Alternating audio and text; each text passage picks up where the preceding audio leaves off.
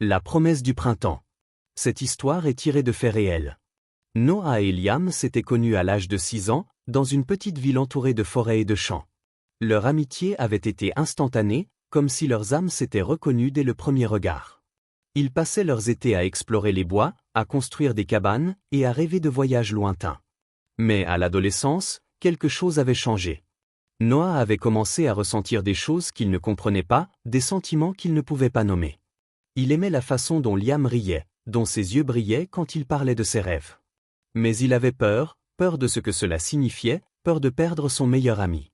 Alors, il avait enfoui ses sentiments au plus profond de lui, les cachant même à lui-même. Quand Liam avait annoncé qu'il partait étudier à l'étranger, Noah avait souri, lui souhaitant bonne chance, mais son cœur s'était brisé. Ils avaient promis de rester en contact, mais la distance et le temps avaient fini par les éloigner. 10 ans plus tard, Noah vivait toujours dans leur ville natale, travaillant comme professeur de littérature. Il avait essayé de construire une vie, mais une partie de lui était restée coincée dans le passé, dans ses souvenirs d'été et dans ses sentiments jamais avoués.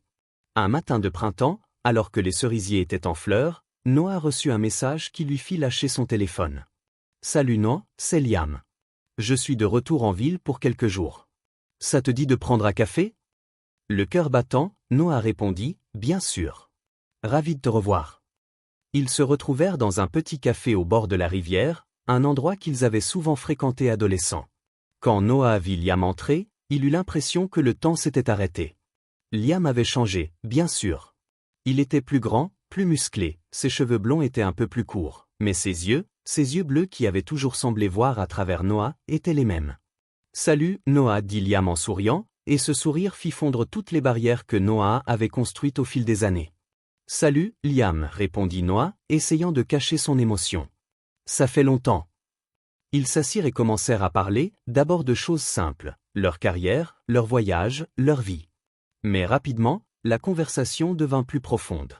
Liam parla de ses années à l'étranger, des défis qu'il avait rencontrés, des moments où il s'était senti seul. « J'ai souvent pensé à toi » avoua-t-il. « À nos étés, à nos rêves. Tu m'as manqué. » Noah sentit une boule dans sa gorge. « Tu m'as manqué aussi » murmura-t-il. « Beaucoup. » Le lendemain, ils se retrouvèrent pour une promenade dans les bois, comme autrefois. Les arbres étaient couverts de bourgeons, et l'air sentait la terre humide et les fleurs sauvages.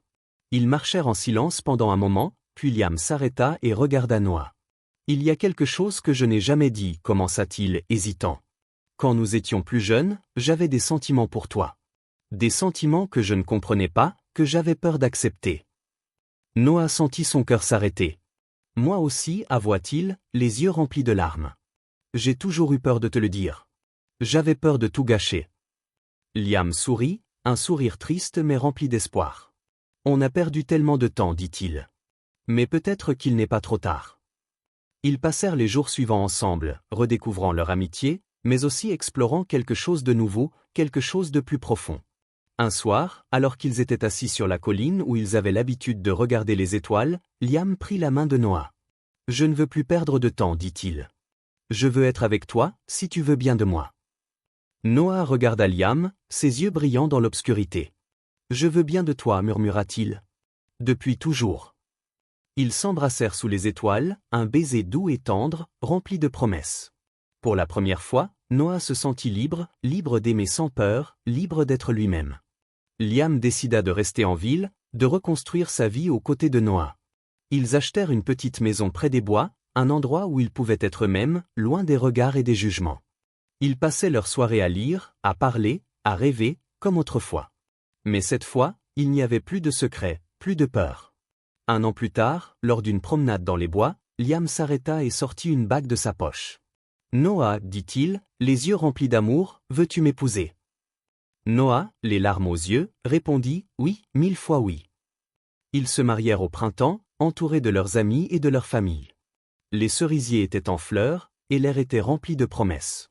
Pour Noah et Liam, c'était un nouveau départ, une nouvelle vie, une vie où ils pouvaient enfin aimer sans peur. Si vous avez aimé cette histoire, faites-le nous savoir en commentaire, partagez et mettez un like.